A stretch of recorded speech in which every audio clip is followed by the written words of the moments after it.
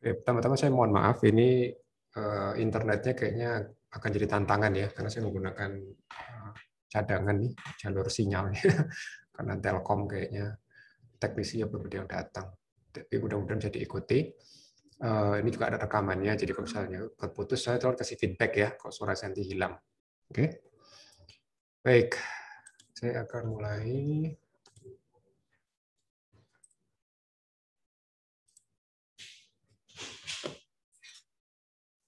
Oke, bisa lihat ini screen-nya, judulnya diagnostik kanker. Iya, Pak. Oke, kelihatan ya. Oke, ya ini sinyalnya putus-putus ini. Baik, jadi saya mau ambil sedikit polling dulu ya, dalam artian untuk mendapatkan gambaran. Kan Bapak Ibu dokter semua, gitu.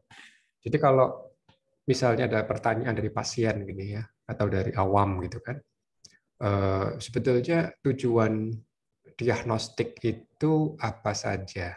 Gitu, kegunaannya boleh, tujuannya apa gitu. Boleh, silakan, ada yang mau volunteer atau diketik di chat juga boleh.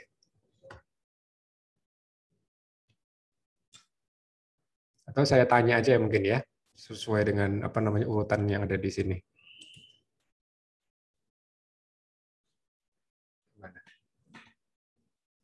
Oke, coba Dr. Ahmad Wuldani. Kalau kita bicara diagnostik ya mungkin diagnostik kanker lah gitu.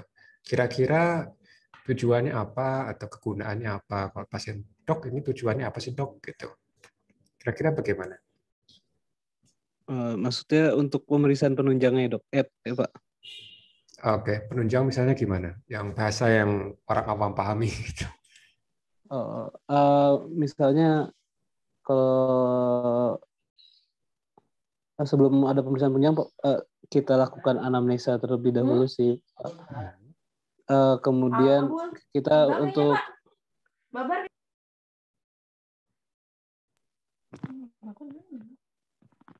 Pak. Kemudian setelah anamnesa kita gali apa keluhan pasien, apa namanya faktor risiko yang ada, kemudian kita baru melakukan pemeriksaan fisik. Setelah itu untuk membantu jika diperlukan kita membutuhkan pemeriksaan penunjang untuk memastikan apakah ini mengarah ke kanker atau tidak. Barulah kita bisa menarik diagnostik dari situ. Seperti itu sih Pak, yang saya ketahui. Oke. Sip. Ya, makasih banyak dok. Jadi ini apa namanya untuk menjelaskan ke pasien kira-kira apa namanya kankernya ini ke arah kanker apa gitu mungkin kali dok ya. Iya Pak. Oke, ya. Baik. Coba berikutnya ada yang mau menambahkan atau saya tunjuk aja? Selamat pagi Pak Ahmad. Pagi, oke. Mohon maaf, saya masih off-cam, kebetulan masih di jalan. Nggak apa-apa. Siap. Ingin menambahi sedikit dari jawabannya Mas Ahmad Wuldani. Diagnostik kanker di sini mungkin kita selain tadi yang dijelaskan Mas Dani, kita bisa mengetahui pertama adalah stage dari kanker itu sendiri. Kita mengetahui posisi kankernya di mana, stage-nya kankernya udah berapa ya kan, sudah jauh mana, kemudian metastasisnya sudah sejauh mana, dan kemudian di akhir kita bisa menentukan terapi apa yang diperlukan, kemudian langkah apa yang mesti dilakukan, kemudian juga kita bisa melihat di sini adanya prognosis, ya kan, prognosisnya seperti apa. Demikian Pak Ahmad, terima kasih. Terima kasih. Wah, ini udah mulai lengkap ini, banyak melengkapi. Dokter Bunga, kalau boleh, misalnya tadi kan dikatakan untuk mengetahui metastasis di mana. Kira-kira di Indonesia itu dengan metode apa ya atau teknik apa gitu dilakukan pada pasien?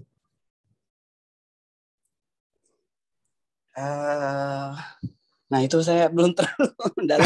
Oke. Soalnya kita sering tahu kan, maksudnya sering dengar lah. oh si ibu A, si ibu B dia udah meta misalnya ke liver gitu kan. Iya. Cuma kan kadang-kadang pertanyaannya taunya dari mana ya itu ya? Kok bisa tahu metanya ke liver bukan ke tulang misalnya kan? Oke. Assalamualaikum Pak. Waalaikumsalam warahmatullahi wabarakatuh. Silakan, silakan. Iya, boleh melanjutkan dari Dokter Bunga untuk kita tahu metastase itu. Maaf ya Pak, saya juga masih ingin kalau Nggak apa-apa, nggak sinyalnya apa-apa. Silakan. ini loh. Ya, untuk mengetahui metastase kita dari beberapa pemeriksaan Oke. seperti bone scan atau Oke. biopsi untuk beberapa untuk dilihat ada sel metastase atau kanker yang menyebar atau enggak di beberapa organ. Jadi bone scan ya berarti ya?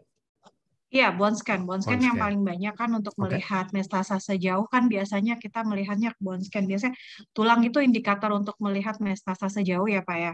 Oke. Untuk Saya bertanya indikasi. ini, saya bertanya. Oh, Saya bukan ya, menguji. Ya untuk gradingnya itu kita dari beberapa pemeriksaan Oke. dari USG, terus scanning, terutama scanning dan bone scan Pak. Lihat ke tulang karena paling banyak metastase jauh itu di tulang. Oke. Baik Pak, nambahkan ya Pak. Oke, sip, makasih. Nah, kalau misalnya ini pertanyaannya, jadi ini saya berusaha ini ya untuk menggali gitu kan, karena saya khawatirnya ini apa yang mau saya sampaikan ini udah tahu semua, gitu. Jadi saya bisa skip karena yang mungkin udah banyak diketahui. Kalau pertanyaan begini, ada benjolan gitu kan, terus untuk menegakkan ini kanker tertentu itu kalau yang Bapak Ibu ketahui biasanya di rumah sakit dilakukan apa sih gitu?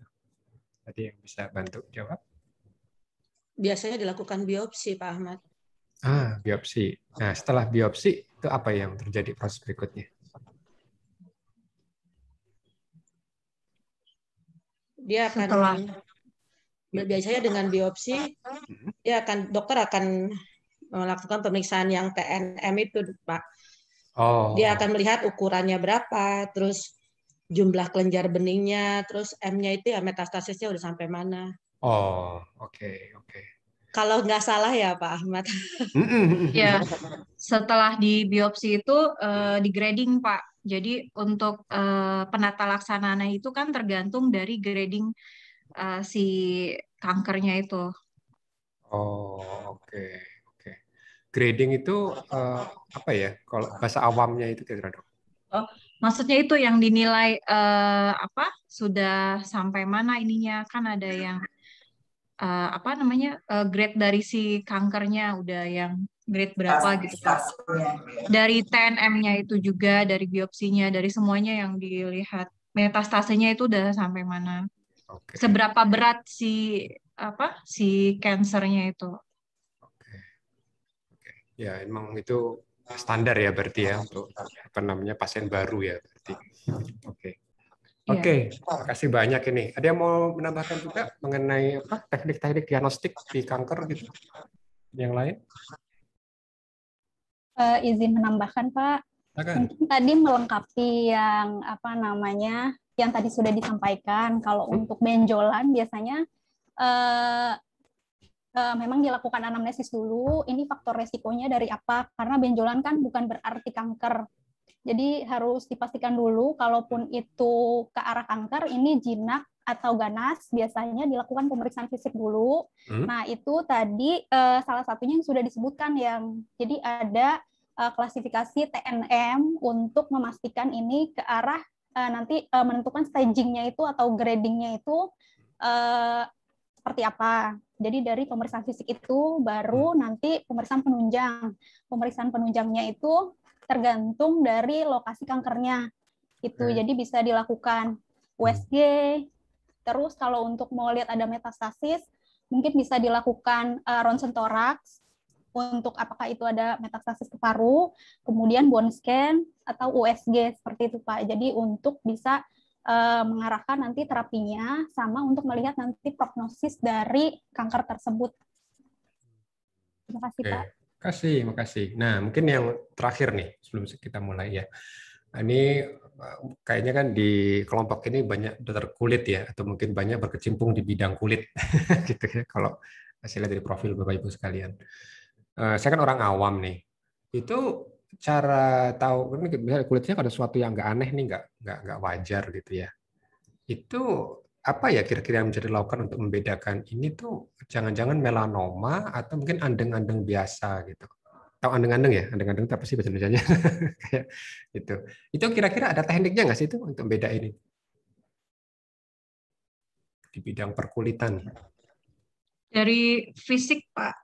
Fisik ya, fisik. Maksudnya bentuk misalnya bentuk lesi, misalnya membedakan itu kira-kira ke arah jinak atau ganas, misalnya irregular atau tidak. Terus dari anamnesa juga pertumbuhannya seperti apa. Dari anamnesa dan pemeriksaan fisik, dan terakhir biopsi, Pak. Oh, ujungnya biopsi juga ya berarti ya? Iya, diagnosa pastinya biopsi. Biopsi ya, oke. Soalnya kadang-kadang kan pasien suka bilang, jangan mau dibiopsi nanti malah apa menyebar gitu kankernya. Kalau orang awam kan sering ngomong gitu ya. Tapi berarti nggak bisa dihindari dok ya, harus biopsi berarti ya. Iya Pak. Oke. Baik, makasih banyak ini atas masukan-masukannya. Kalau saya boleh menyimpulkan, ya nampaknya ya saya untuk kali ini memang ada tambahan molekulernya ya. Jadi kalau tadi perbincangan tadi memang belum banyak tersentuh mengenai penggunaan teknik molekuler. Nah, dan yang menariknya mayoritas memang nampaknya itu berada di sini. Ada jawaban Bapak Ibu sekalian, yaitu mengenai penegakan penyakit, ya kan. Jadi ini jinak atau ganas misalnya kan gitu. Terus nanti kalau misalnya ditanya sudah menyebar kemana atau belum, makanya ada bone scan gitu kan. Nah, jadi diagnostik itu umumnya memang ini. Jadi saya setuju bahwa ini yang paling umum digunakan ya untuk penegakan penyakit. Karena tidak semua benjolan adalah kanker ya, bisa jadi hanya kutil aja. Oke. Nah, tapi untuk kali ini pagi ini saya mungkin akan memberikan overview bahwa diagnostik itu tidak hanya untuk penegakan penyakitnya. Itu sebetulnya sudah agak disampaikan sih untuk menentukan obat segala macam dengan grading gitu. Nah, tapi kontribusi biomol di mana nih biologi molekuler kan gitu. Jadi yang pertama itu kita bisa juga gunakan untuk evaluasi risiko ya. Jadi ini bukan pasien kanker, makanya kalau perhatikan sih ada garis ya.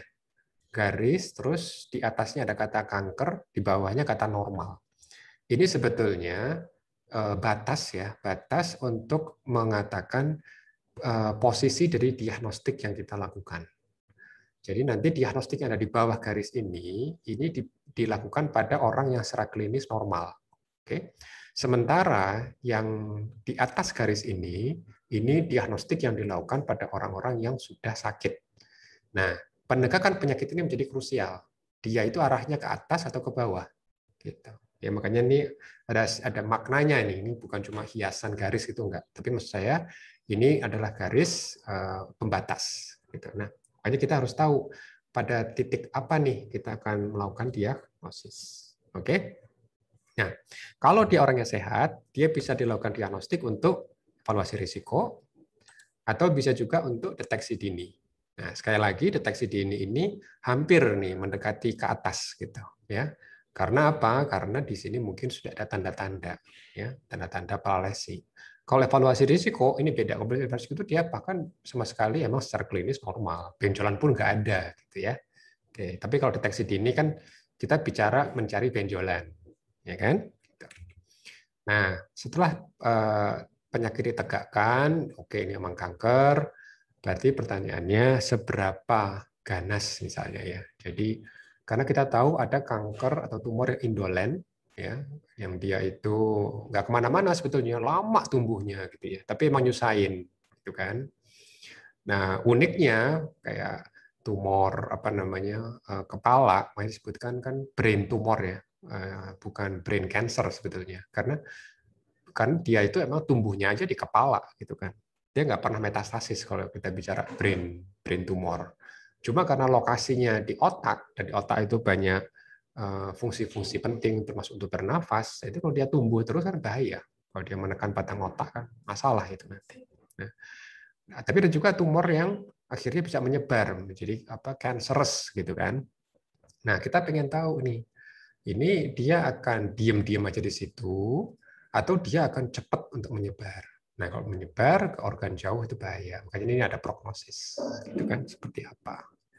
Kadang-kadang kalau orang awam itu, oh saya divonis sama dokter tinggal 5 tahun, nah, misalnya gitu. Ya itu sebenarnya kan masalah komunikasi ya, karena nggak ada, saya yakin nggak ada dokter yang bisa memvonis, itu nggak ada gitu kan. Cuma emang mengkomunikasikannya nggak mudah ya ke pasien, sehingga pasien juga mau gampangnya aja. Oh dokter mengatakan ini, tapi setelah saya di herbal sembuh misalnya gitu. Misalnya gitu kan.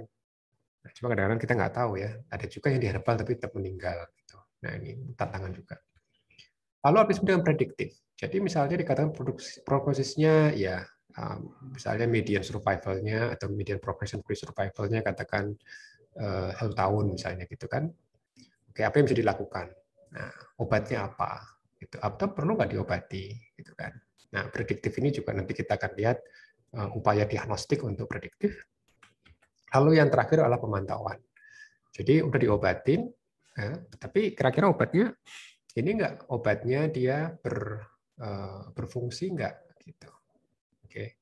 Jangan-jangan obatnya enggak manjur lagi gitu. Itu ada juga namanya pemantauan. Jadi dari sisi teknis ya ini adalah rangkaian diagnostik yang dilakukan, dan diagnostik molekuler saat ini belum semuanya. Ya, memang ada contoh-contoh kontribusi diagnostik molekuler, saya akan berikan contoh-contohnya, tapi saya tidak bisa mengatakan bahwa sudah dipakai untuk di semua titik. Ya, nanti kita akan lihat pada poin mana diagnostik molekuler bisa digunakan, atau di poin mana yang diagnostik molekuler itu belum digunakan karena juga datanya belum dewasa ya, belum mature. Gitu. Nah, jadi ini kita mulai dengan penegakan diagnosis ya, kanker atau bukan. Kan? Nah, jadi kita ingin tahu ini ada 2 macam ya, apakah ini kanker tumor solid atau yang hematologi. Ya, jadi kalau kanker darah itu dibedakan dari tumor solid, ya, ini bagian besarnya. Nah, kalau kita bicara tumor solid, ya kita sebetulnya ingin tahu, misalnya ditemukan di paru ada massa. Ada massa. Jadi kalau misalnya kita bicara ini gambaran tumor. Jadi untuk saat ini yang saya ketahui, nanti Bapak Ibu sekalian silakan kalau mau berkomentar atau mengkoreksi. Jadi penegakan diagnosis itu mayoritas hingga saat ini sangat tergantung, kalau setelah biopsi ya, tergantung oleh spesialis patologi anatomi. Ya, kalau di YARSI ada Dr. Nunung kalau nggak salah ya. Nah, itu mereka akan melihat massa di paru itu betul paru atau meta di organ lain. Jadi seperti ini misalnya. Ini juga ditemukan di paru. Oke. Nah, tapi apakah ini betul-betul kanker paru kan gitu.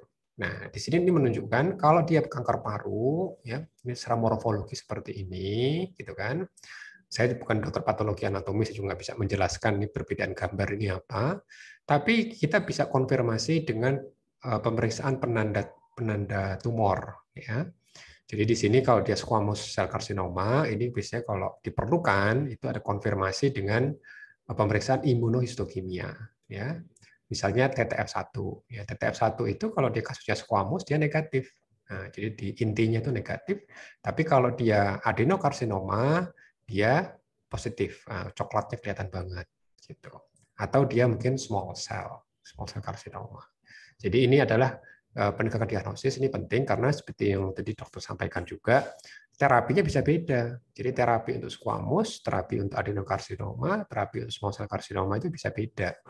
Gitu. Itu yang harus kita lakukan. Nah, dan kita juga sering ketahui tidak semua tumor yang di paru itu adalah kanker paru. Ya, bisa jadi dia seperti ini kasusnya. Dia adalah karsinoma tiroid yang meta ke paru. Nah, ini adalah pemeriksaan biologi molekuler, ya, imunohistokimia, di mana ternyata ini strong nuclear staining of PAX8. Jadi PAX8 ini, ya, PAX8 itu kuat sekali di tiroid. kanker tiroid. Nah, begitu ditemukan, oh tiroidnya ini banget nih, apa kok tersama di masanya ini positif seperti gini.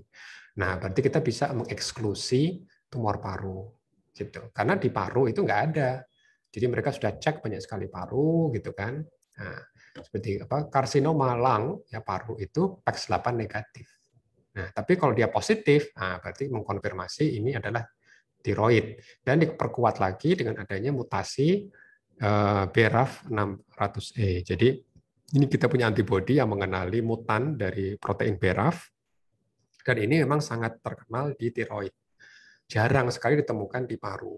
Nah, ini dua pemeriksaan ini akhirnya menguatkan bahwa ini betul-betul adalah apa yang disebut dengan meta kanker tiroid ke paru. Oke. Nah, kalau misalnya untuk hematologi malignansi, memang pada dasarnya diambil ini ya dari sumsum tulang, gitu. Nanti dokter patologi klinik itu biasanya dia akan melihat mikroskop, ya kan, terus nanti dia akan mengelompokkan, ya. Jadi kalau misalnya ini ada satu disorder namanya myeloproliferative disorder, gitu kan, MPN, ada dugaan, gitu kan. Nah itu biasanya bisa dilihat secara mikroskopik seperti ini.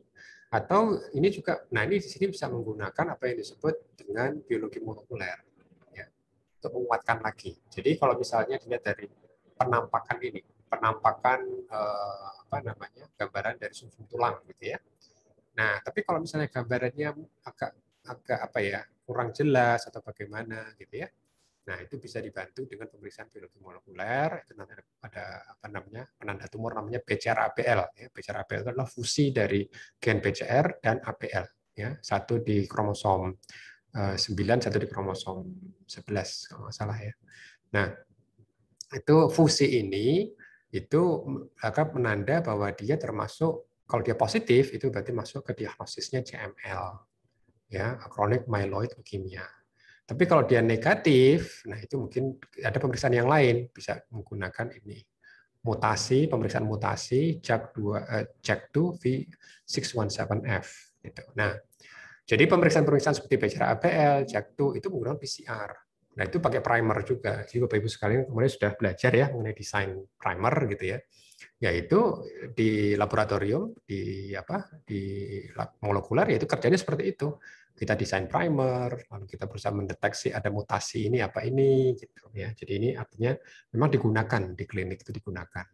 Di samping tentu pemeriksaan hematoxylin eosin ya HE, apa namanya morfologi tentu juga. Jadi saling melengkapi. Jadi betul tadi yang dikatakan Dr. Ahmad Budani, memang diagnostik molekuler itu penunjang ya untuk melihat konsistensi dari fenotip si pasien. Oke. Jadi itu pendekatan penyakit. Nah, sekarang bagaimana kalau evaluasi risiko? Jadi ini juga sekali lagi kita bicara wanita sehat, ya wanita sehat. Sebetulnya ada juga untuk pria ya, tapi datanya paling banyak sih untuk wanita karena kita tahu banyak nih mengenai dua tipe kanker ini, kanker serviks, kanker payudara dan atau ovarium. Gitu. Jadi ini orangnya masih sehat, cuma pertanyaannya apakah dia sudah terdeteksi ini rekam jejak paparan? Rekam jejak paparan. Kenapa? Karena kanker ini kan punya keunikan ya. Apalagi sekarang dengan teknik biologi molekuler kita sudah tahu nih beberapa rekam jejak yang bisa kita cari. Walaupun orang ini belum punya kanker. Oke, jadi kalau misalnya kanker serviks ya kita sudah tahu banyak bahwa dia disebabkan oleh virus HPV ya. Jadi virus HPV dia bisa menginfeksi itu kan. Dan yang kadang-kadang banyak orang awam tidak paham gitu ya bahwa HPV itu bisa menginfeksi siapapun yang sudah berhubungan seksual ya, baik dia monogamus maupun poligamus, baik dia setia maupun dia berganti-ganti pasangan. Ya, artinya apa? Ini penting untuk digarisbawahi. Kenapa? Karena ada stigma memang. Jadi kemarin ada pasien kanker serviks yang memang mengeluh gitu kan. Begitu dia didiagnosa kanker serviks, itu banyak yang mempertanyakan suaminya, gitu kan.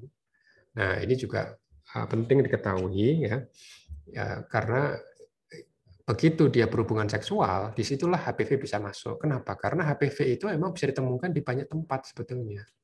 Ya, jadi kemarin itu ada survei di bandara ya, bandara internasional, 25 bandara. bandara internasional di 25 negara ya. Dan mereka menemukan apa? Mereka menemukan ternyata mereka tempat duduknya itu, toiletnya itu, tempat dudukannya itu mereka swab, lalu mereka cek, ternyata ditemukan ini DNA HPV ini. Jadi intinya adalah bukan berarti kita menular lewat toilet gitu, bukan gitu. Cuma memang virus ini bisa ada di mana-mana gitu. Nah, cuma virus nggak bisa masuk kalau tidak dibukakan pintu. Nah, jadi kalau ini kan misalnya pintu ya, leher rahim gitu kan. Nah, kalau tidak dibukakan pintu ya, tidak berhubungan seksual, ini pasti kan selalu tertutup gitu kan. Nah, tapi begitu sudah ada hubungan seksual, virus bisa masuk. Nah, disitulah namanya ada faktor risiko. Oke. Nah, kita bisa lihat begitu ada infeksi persisten, dan karena HPV ini punya DNA, ya, dia punya materi genetik, tentu ini kita bisa PCR juga. Ya sama, kita bisa desain primer yang membedakan DNA HPV dan DNA manusia. Ya, itu nggak susah sebetulnya. Nah, ini adalah paper kami dulu ya. Waktu itu kita mengkarakterisasi 11.000 wanita di Jakarta ya, yang diperiksa dua-duanya, pap smear dan juga HPV DNA. Jadi dari data itu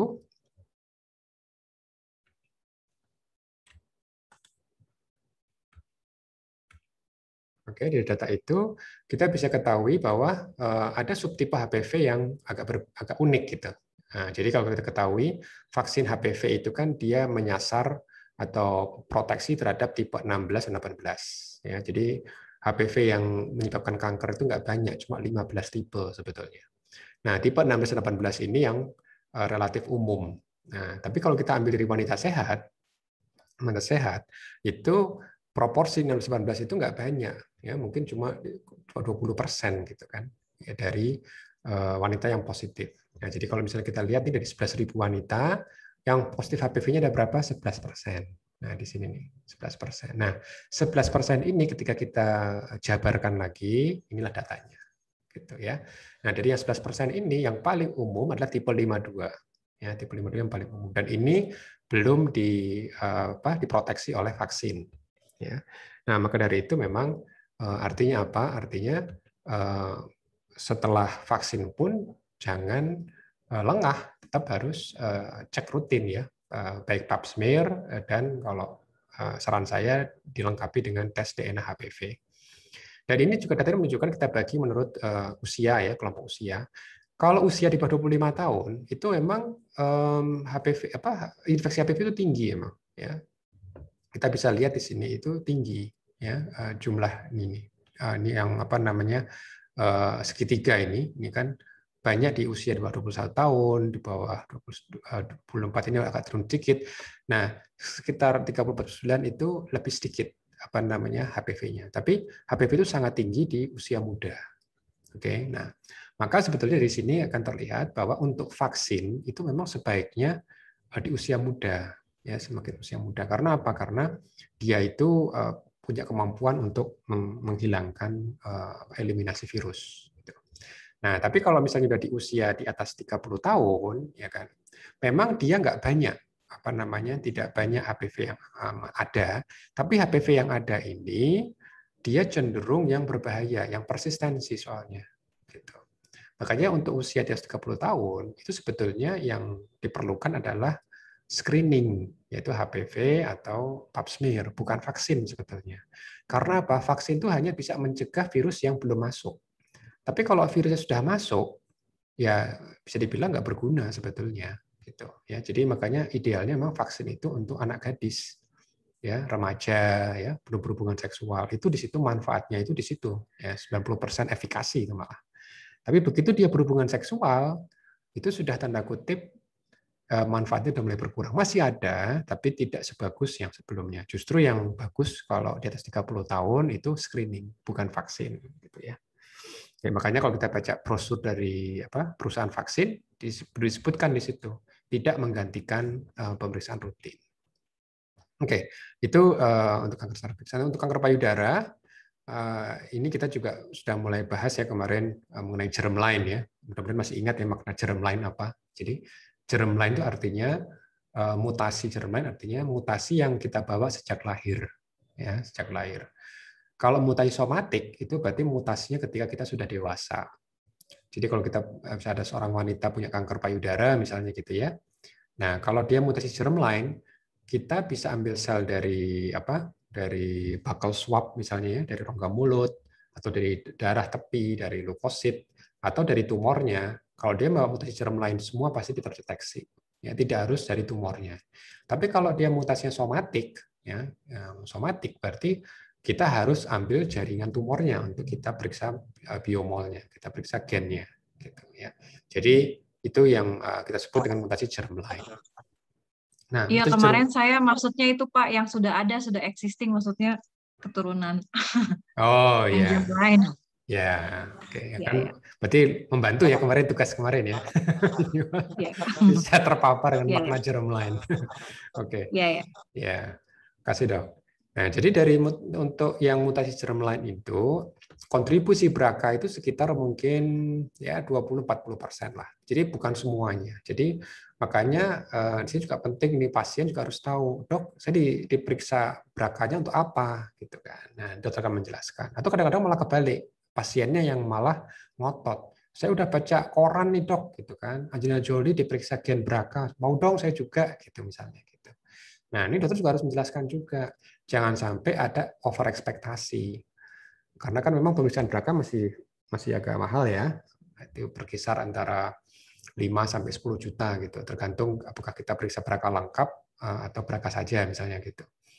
Nah, itu jangan sampai pasien menganggap saya udah bayar mahal kok hasilnya negatif. Walaupun sebetulnya kalau negatif itu bagus sebetulnya. Karena kalau dia positif itu mungkin malah jadi masalah, ya kan? Gitu. Jadi ini BRCA itu hanya sekitar ya 20%-an lah data terbaru dari kasus yang familial, yang keturunan. Masih ada gen-gen yang lain, ya masih ada CEK2, P53, ada ATM, ya apa namanya PTEN gitu, masih ada gen-gen yang lain. Jadi kontribusi di situ. Nah, tapi kenapa sih BRCA itu menjadi menarik? Karena memang kita bicara nanti risiko. Nah, pertama-tama apa sih risiko, gitu kan? Seperti kemarin waktu kita bahas mengenai vaksin.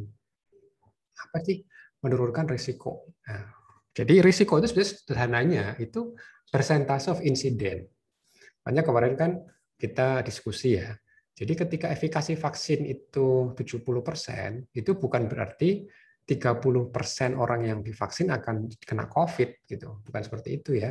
Tapi kita bicara penurunan risiko. Ya, karena insiden terjadinya COVID di populasi itu kan kecil sebetulnya, di bawah 1%. Ya kan? Nggak sering-sering banget sih makanya kasus COVID itu. Cuma masalahnya kalau dia kenanya banyak, dalam artian barengan, gitu ya, kena barengan. Nah, itu kan nanti orang kalau sakit sesak nafas dia barengan ke rumah sakit. Masalahnya di situ sebetulnya. Memang bukan jumlah gitu. Jumlahnya sedikit. Ya, COVID itu jumlahnya sedikit. Pasti banyak pasien meninggal karena tuberkulosis, karena demam berdarah, mungkin kanker, gitu kan. Tapi kalau penyakit-penyakit itu kan sakitnya gantian. Nah, tapi kalau COVID ini sakitnya bareng. Gitu. Jadi jangan meremehkan yang sedikit. Nah, ya. Nah, jadi kalau risiko itu sebetulnya insiden. Gitu ya. Jadi seperti risiko naik pesawat, kematian. Ya, kita bisa melihat berapa banyak sih yang meninggal karena kematian naik pesawat. Kemarin di ada berita pesawat jatuh tuh menuju Pangkal Pinang, jatuh di laut Teluk Jakarta. Yang meninggal berapa? 50 orang. Banyak apa sedikit? Banyak itu 50 orang. Satu kelas sendiri itu. Ya, kalau SD negeri itu satu kelas itu 50 orang gitu kan. Nah, tapi kita harus bandingkan dari total penerbangan. Gitu. Nah, berarti kan kita bisa tahu risk itu sebenarnya persentase of incident. Ini kasarannya ya. Saya bukan epidemiolog, mungkin ada definisi yang lebih formal, tapi saya itu risk itu percentage of incident. Jadi seperti misalnya di sini kita bisa lihat insiden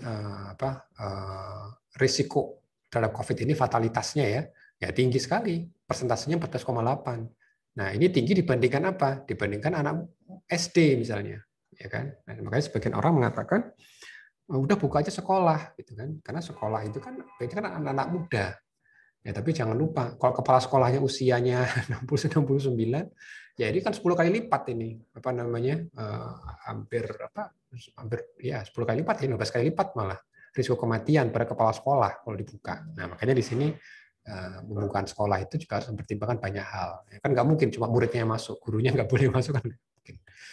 Nah, Makanya di sini kayak seperti uji klinis vaksin itu kita harus melihat perbandingan ya. Jadi ini kelompok yang kasih placebo, ini kelompok yang diberikan vaksin. Nah, nanti bisa kelihatan kan relatif risknya. Relatif risknya berbeda kan gitu. Cuman cara kisi-kisi ya harus nanti bisa mengukur uji klinis vaksin gitu kan. Jadi itu persentase di antara dua kelompok, namanya relative risk. Oke, harus dibandingkan. Nah, jadi kalau kita bicara BRCA itu sama cara memahaminya. Kalau kita lihat nih wanita biasa ya, dia terkena kanker payudara itu 12%. Jadi ini pada usia, kita ini berbicara usia tua ya, pada usia katakan 70 tahun. Jadi wanita kalau mencapai usia 70 tahun dikumpulkan 100 wanita, itu nanti dari 100 itu 12 akan kena kanker payudara. Kalau kanker ovarium ya sama tadi dikumpulkan 100 orang 70 tahun usianya, itu yang kena kanker ovarian cancer itu berapa? Nggak nyampe 1. Jadi dari 100 orang itu sekitar oke lah kalau misalnya mau dibulatin 1 boleh deh 1. Cuma 1 orang yang positif gitu kan. Jadi kan jarang sekali di populasi general. Tapi kalau misalnya dia membawa mutasi gen ya BRCA ini sejak lahir ya usia katakan 25 tahun belum punya kanker gitu kan. Kan sudah dibilang mengatakan masih sehat. Itu kalau dia nanti umurnya naik itu nanti insiden kankernya makin tinggi. Jadi bisa 55%, 45% kalau dia bawa yang BRCA2. Nah, kalau untuk kanker ovarium, dia bisa lebih tinggi lagi nih, bisa sampai 20%. Tapi bandingin 1%, jadi 1% ini 20% berapa kali lipat? 20 kali lipat. Jadi risikonya naik 20 kali lipat. Jadi kita harus bandingkan sama yang baseline. Jadi kita harus tahu nih pada orang yang tidak punya mutasi dengan orang yang punya mutasi. Itu cara kita menilai gitu ya. Makanya monggo inovasi dari komunikasi ya, jangan sampai masyarakat itu salah paham. Saya nggak setelah dites dengan BRCA, nggak ada mutasinya nih, wah happy banget. Saya berarti bebas merdeka dari kanker payudara maupun ovarium. Oh enggak seperti itu. Kalau dia nggak mutasi, dia masih punya apa yang disebut dengan baseline risk, risiko baseline ya. Jadi sekitar 12% untuk payudara, di bawah 1% kalau dia terhadap munculnya kanker ovarium. Nah, kalau misalnya positif mau diapain? Ya, kalau positif khusus untuk gen-gen ini itu memang nanti ada tindak lanjut yang spesifik. Ya, jadi tindak lanjutnya bukan sekedar oh ya nanti ibu hidup sehat ya, jangan ngerokok, banyak makan sayur, olahraga. Ya kalau gitu sih nggak usah tes. Kalau memang masalahnya kalau ujungnya cuma hidup sehat ya berarti nggak perlu tes. Tapi kenapa perlu tes? Karena nanti akan ada tindak lanjut yang spesifik. Jadi misalnya pencegahan dini bisa lebih dini. Jadi kalau wanita itu kan untuk USG atau mamografi kan mungkin usia 50 tahun gitu ya. Tapi sekarang kalau ternyata mutasi itu, dia mungkin harus mulai cek di usia 25 tahun. Gitu ya, dia sudah 50 tahun. Harus mulai cek ketika usia masih 25 tahun harus rutin. Karena apa? Karena dia kemungkinan akan mendapatkan CA lebih awal gitu kan. Ya. Oke. Nah, yang menariknya data mutasi BRCA itu sekarang sudah ada juga data prospektif. Oke, jadi kalau kita bicara artikel ya kan Jumat besok pada presentasi. Jadi selalu awali dari judul ya, pahami judul itu, lalu ketahui tujuannya. Tujuannya apa gitu ya. Lalu data utamanya apa? Itu membuktikan apa yang mereka inginkan enggak. Jadi kita juga harus lihat desainnya apa. Jadi pertanyaan utama dari paper ini, dia mau bertanya, apakah betul kalau wanita saat ini mutasi BRCA, dia sekitar 20 tahun lagi, 10 tahun lagi misalnya, akan terkena kanker payudara atau kanker ovarium. Karena sebelum data ini, itu kita bisa cerita mengenai itu datanya dari data retrospektif sebetulnya. Jadi kita kumpulkan wanita-wanita yang sudah punya kanker dan tidak punya kanker, lalu kita cek mutasi gennya. Nah, berarti nanti ada asosiasi kan, ada linkage, ada asosiasi yang sangat kuat. Ya kan? Nah, tapi waktu itu belum ada data prospektif. Nah, data prospektif itu artinya apa? Kita kumpulkan wanita-wanita sehat sekarang, Tapi ada dua kelompok yang bawa mutasi gen BRCA1, kelompok yang membawa gen BRCA2, dan kelompok yang tidak membawa gen BRCA1 BRCA2 ini sebagai kontrol. Jadi kalau kita bicara eksperimen atau desain, harus juga ditanya kontrolnya apa. Oke, untuk membandingkan, ya. Nah, untuk membandingkan, jadi terjadinya kanker ini lebih tinggi atau lebih rendah frekuensinya dibandingkan apa? Nah, ini kan perbandingannya penting. Makanya perbandingan kontrol. Kontrolnya apa?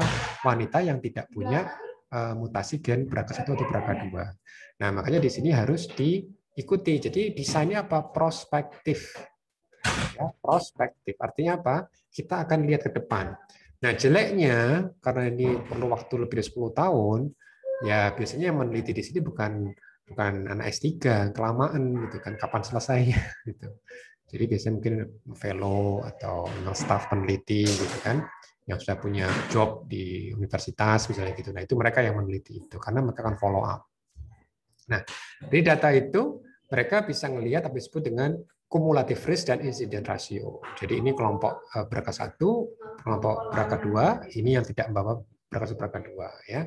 Lalu mereka ikuti dan mereka hitung insidennya dan juga cumulative risk-nya. Nah, makanya di sini terlihat kalau dia tidak punya mutasi gen, dia tetap ada nih. Risikonya berapa nih? 15% cumulative risk-nya. Oke? Sama seperti yang dari yang pengetahuan sebelumnya, itu kan 12% kan? Oh, 15%. Nah, tapi kalau dia membawa mutasi BRCA, dia naik menjadi 43%, ini menjadi 60%. Jadi berapa kali lipat nih? Dari 15 ke 43 itu hampir 2 kali lipat, lebih malah ya, hampir mungkin 3 kali lipat. Kalau dia membawa mutasi gen BRCA1, dia hampir 4 kali lipat. Gitu. Nah, jadi tapi di usia berapa nih? 55 tahun. 55 tahun. Nah, kalau kita pada usia yang pada relatif muda, tetap tinggi. Ya. Jadi kalau misalnya usia 30-35, kalau orang biasa yang nggak punya mutasi gen BRCA1 atau BRCA2 itu cuma 1%. Tapi di sini kalau dia BRCA2, dia menjadi 13%. Kalau ini menjadi 14%. Nah, jadi artinya apa? Artinya memang ini penting untuk diperbandingkan. Oke. Nah, jadi itu mengenai evaluasi risiko. Nah, kalau untuk deteksi dini sebetulnya biologi molekuler nggak banyak digunakan, ya.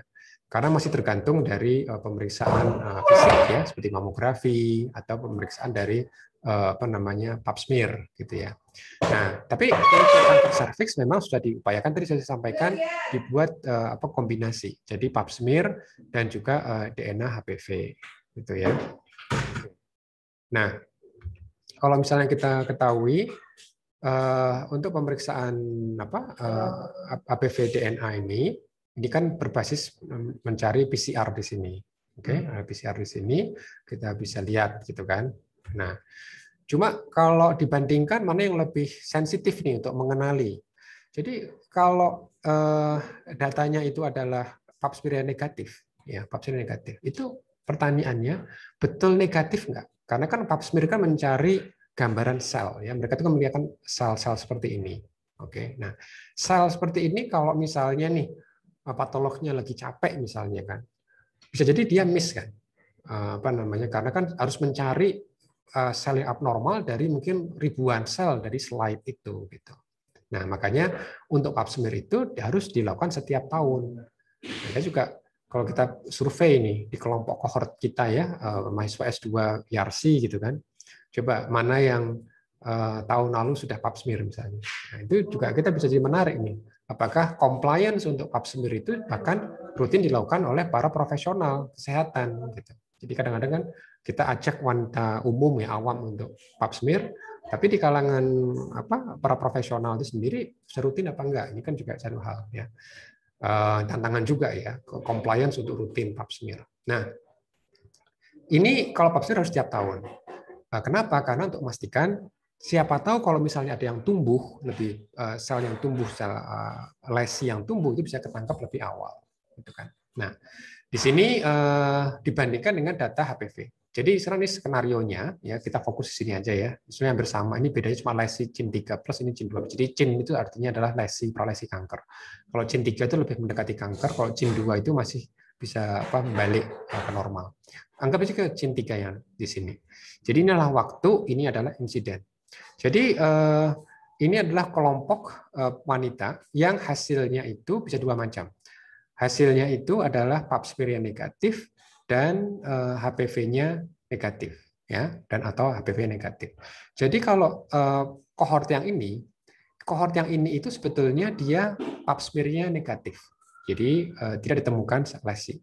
Tapi menariknya, ya, jadi di time zero itu ditegakkan pap smear negatif. Nah, ternyata dia akan muncul ternyata sin itu sekitar setelah 2 tahun, ya, mulai naik lagi gitu. Nah, tapi kalau misalnya di time zero ini dia adalah HPV-nya negatif, dia mungkin baru muncul lesi itu setelah 4 tahun. Artinya apa? Artinya kalau HPV mengatakan negatif, itu yang betul-betul negatif. Tapi kalau pap smear dia mengatakan negatif, belum tentu negatif. Karena pap smear itu mendasarkan pada morfologi. Jadi harus pada mata manusia. Sementara kalau DNA HPV, dia ambil seluruh materi genetik dari sediaan itu, lalu mereka PCR. Karena PCR sangat sensitif ya, gitu kan. Jadi kalau HPV mengatakan negatif, insya Allah belum tentu negatif. Gitu. Nah, cuma memang kalau mau aman, lakukan dua-duanya. Jadi kalau dua-duanya dilakukan, pap smear-nya dia normal, HPV negatif, nggak harus cek tiap tahun. Datang lagi 5 tahun lagi misalnya gitu. Ya, 5 tahun lagi dicek. Jadi nggak harus tiap tahun. Oke, itu untuk namanya deteksi dini. Ya.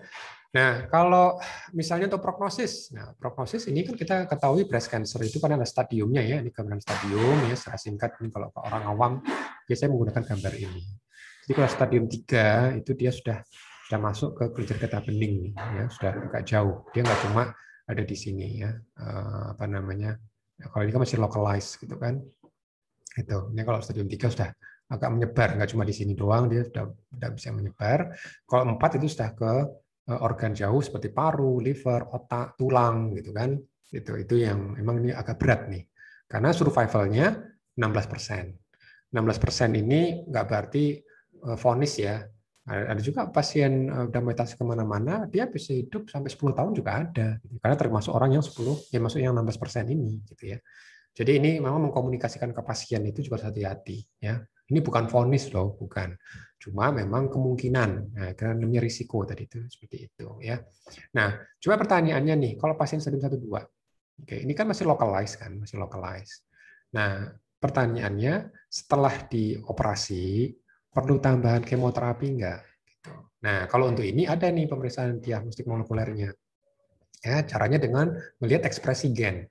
Jadi di sini ada 2 macam kelompok pasien. Jadi ini adalah papernya ya, tahun 2002 itu Belanda itu punya koleksi 2 macam pasien ya. Jadi pasien di sana itu ada stadium awal ya, itu kan dioperasi semua. Tapi dari 78 yang dioperasi ya, itu enggak satu pun yang diberikan kemoterapi dengan alasan apapun ya. Jadi ada alasan tertentu mereka hanya dilakukan bedah tanpa kemo. Oke, tanpa kemo. Nah, dari 78 wanita tadi yang tanpa kemo tadi itu, tapi bedah ya mereka dibedah tanpa kemo, 34 muncul organ jauh. Jadi muncul metastasis 34 orang, sementara 44 orang tidak ditemukan meta. Padahal sama-sama tidak pakai tidak pakai ajuvan kemoterapi. Ya, hanya bedah saja. Nah, berarti pertanyaan biologi molekulernya, apakah ada perbedaan ekspresi gen, profil ekspresi gen antara pasien yang kelompok ini dan kelompok ini? Jadi di sini namanya desain itu penting sekali Bapak Ibu sekalian ya. Jadi kalau kita mau meneliti, apa nih pertanyaan penelitiannya apa? Saya mau bertanya, apakah ada perbedaan ekspresi antara orang yang meta sama orang yang nggak meta? Nah, berarti dalam mendesainnya itu kita harus juga tepat. Kita harus kelompok orang yang sama, yang homogen gitu ya. Sama-sama tidak diberikan ajuvan misalnya gitu kan.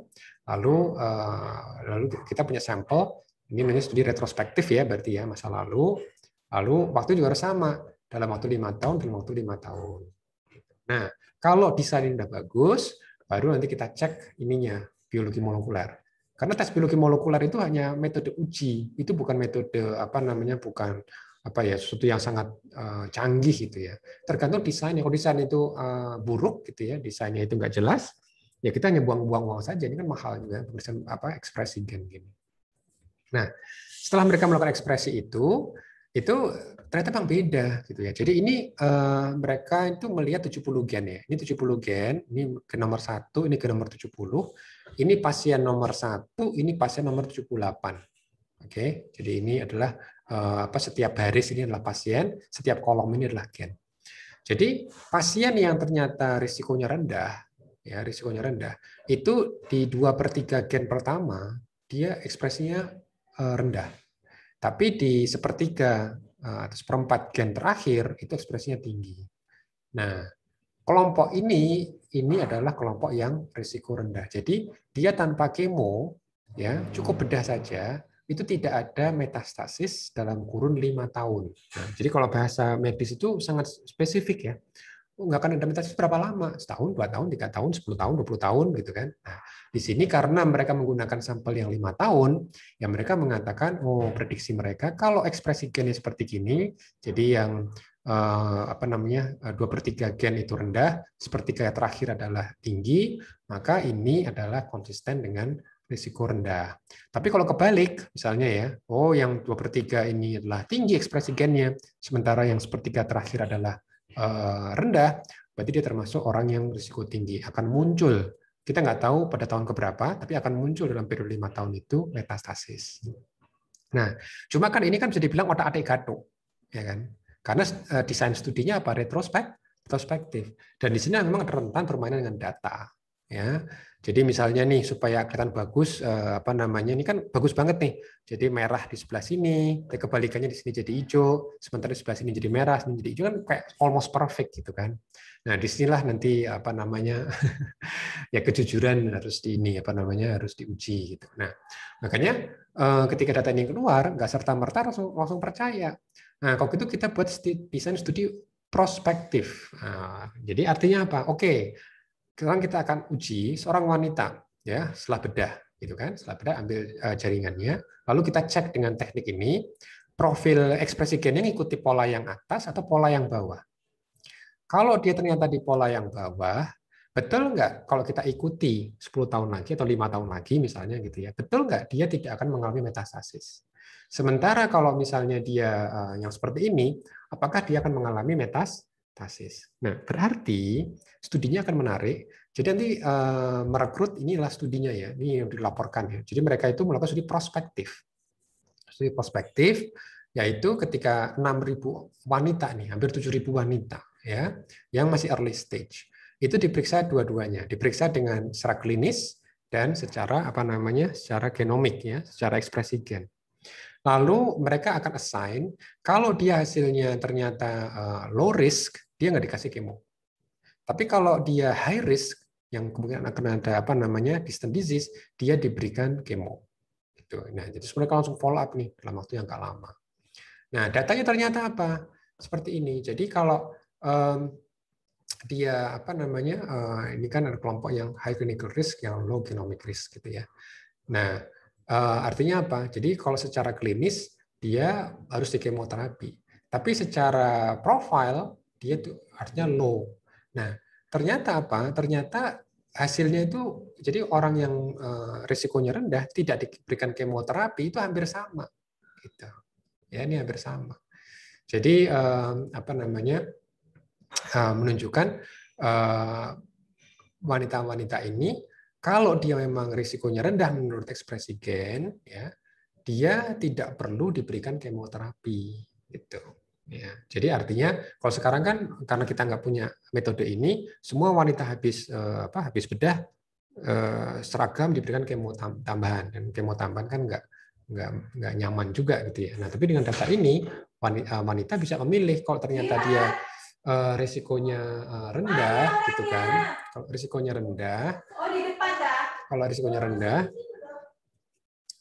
rendah, berarti dia tidak perlu kemoterapi. Gitu. Oke, nah, baik. Sekarang itu kalau untuk prognosis. Nah, kalau prediktif itu kita bahas obatnya apa. Ya. Jadi kalau dulu ya sekitar 20 tahun yang lalu misalnya gitu ya, itu semua solid tumor itu ya sama, itu kemoterapi biasanya, gitu kan. Nah, kalau di sini ada dua pendekatan, berdasarkan organ atau berdasarkan penanda tumornya. Oke. Nah, jadi di sini misalnya kita kan berdasarkan paru misalnya gitu ya, karena kita mau lihat ya. Jadi di paru ini kalau kita lihat uji klinisnya, paru itu macam-macam. Kanker paru itu bisa jadi obatnya bisa berbeda-beda, ya kan? Nah, karena apa? Kemungkinan juga mutasi gennya berbeda-beda. Jadi sama-sama organ paru ya, sama-sama organ paru, tapi kita harus cek dia itu membawa mutasi gen apa. Nah, lalu kita akan cek dari obat nomor 1, obat nomor 2, obat nomor 3. Jadi di uji klinis ada design trial yang berdasarkan tadi. Nah, kalau ini udah standar di Indonesia juga ya, bahwa kalau kita bicara pasien kanker paru itu ada dua macam kemungkinannya. Kemungkinan dia mutasi gennya positif di EGFR, gen EGFR positif, atau gen EGFR negatif. Kalau EGFR-nya positif, dia akan lebih bagus survival-nya, progression free survival ya, PFS ya, itu kalau diberikan gefitinib. Sementara kalau diberikan kemoterapi nggak gitu bagus. Gitu. Tapi kalau misalnya dibalik, kalau dia mutasinya negatif, dipaksakan mendapatkan gefitinib itu malah lebih cepat ini kambuhnya. Gitu.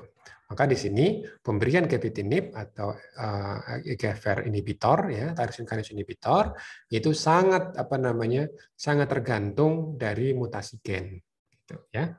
Oke. Nah, sekarang memang untuk kanker paru banyak pemeriksaan ya, ini pemeriksaan sequencing ya. Ini PCR juga, PCR. Jadi Bapak Ibu sudah paham ya mengenai bagaimana pemeriksaan PCR, yaitu ujungnya PCR, banyak melakukan uji PCR. Nah, nanti akan dilihat dia itu pasien kanker paru ini ya, di samping patolog akan mengatakan dia non squamous atau squamous ya. Kalau dia adenokarsinoma akan dicek EGFR-nya positif apa enggak, ALK-nya apa positif apa enggak, ROS1-nya, BRAF-nya, itu kan dicek semuanya, gitu kan. Nah, tapi emang untuk di BPJS yang di cover baru yang pemeriksaan EGFR, gitu ya. Tapi kalau yang lain ini belum, karena obatnya juga belum di cover oleh BPJS, gitu. Makanya memang untuk obat-obat mahal seperti ini ya mau nggak mau hanya pasien tertentu ya yang mampu untuk membelinya, gitu. Nah, tapi kalau mau menggunakan obat ini ya harus dicek dulu. Atau ada juga, kalau ini kan biasanya kan PCR nih. Kalau yang ini ada juga penelitian itu namanya PDL1 yang diperiksa dengan imunohistokimia. Jadi teknik molekuler itu macam-macam ya, bisa berbasis PCR, bisa berbasis imunohistokimia. Jadi imunohistokimia itu PCR teknik molekuler juga. Jadi molekuler itu bukan hanya PCR ya, tapi imunohistokimia itu adalah teknik molekuler karena yang diperiksa adalah protein. Sementara kalau PCR yang diperiksa adalah materi genetik yaitu DNA atau RNA.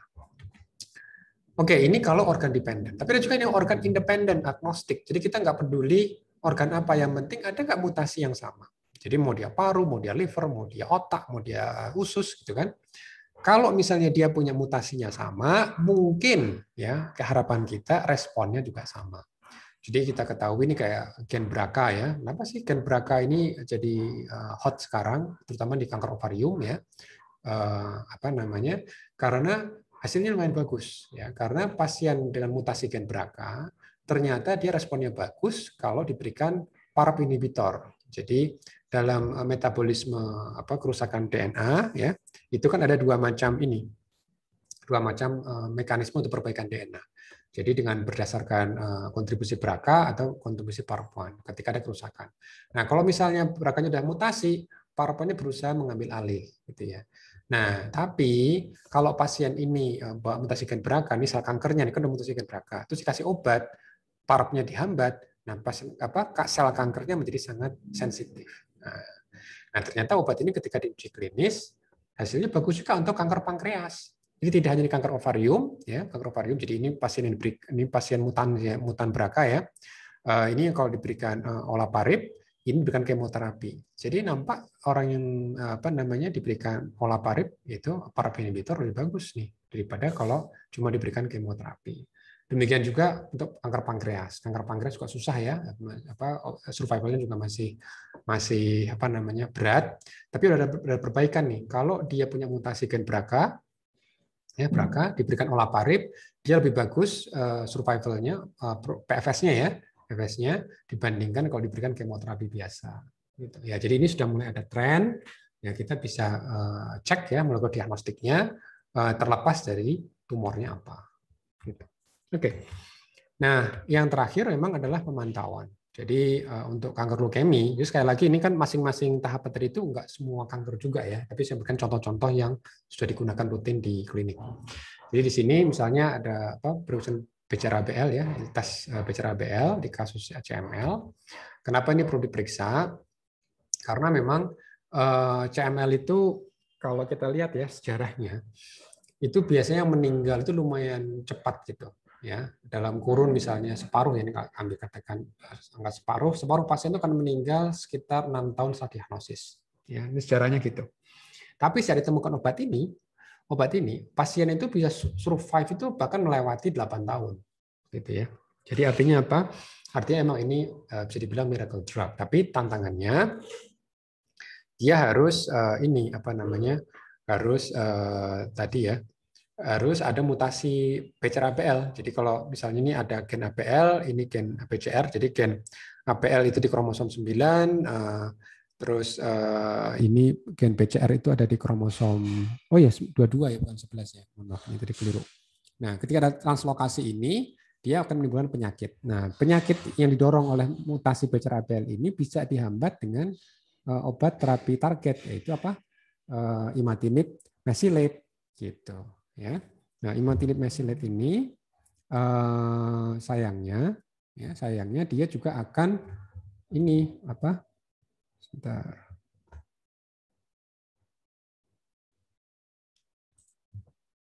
Oh, ini ada yang mau masuk ya. Oke, ini internetnya memang kurang stabil di sini, mohon maaf. Oke, dia akan mutasi juga, gitu kan? Jadi BCR-ABL itu ketika diterapi dengan imatinib mesylate, ini akan bertambah mutasi juga. Nah, ini jadi masalah, oke? Makanya perlu dipantau. Maka pasien-pasien ini ketika diberikan obat ya di bulan pertama itu diikuti, harusnya dia turun, BCR-ABL positifnya turun.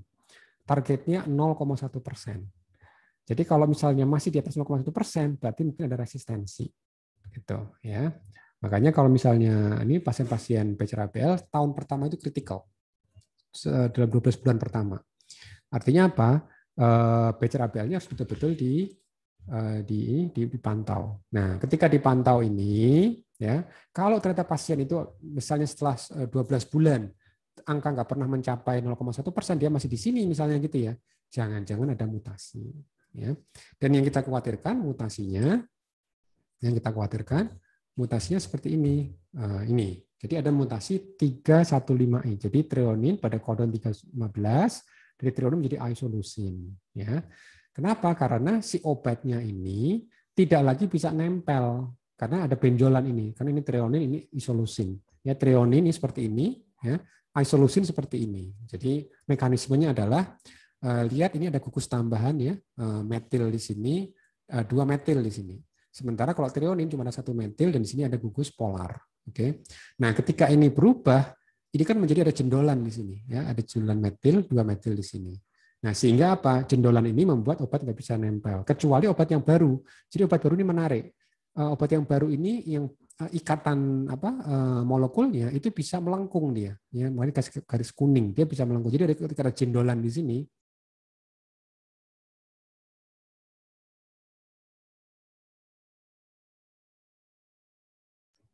Maaf ya putus ya tadi ya. Ya, coba nih saya ulang lagi.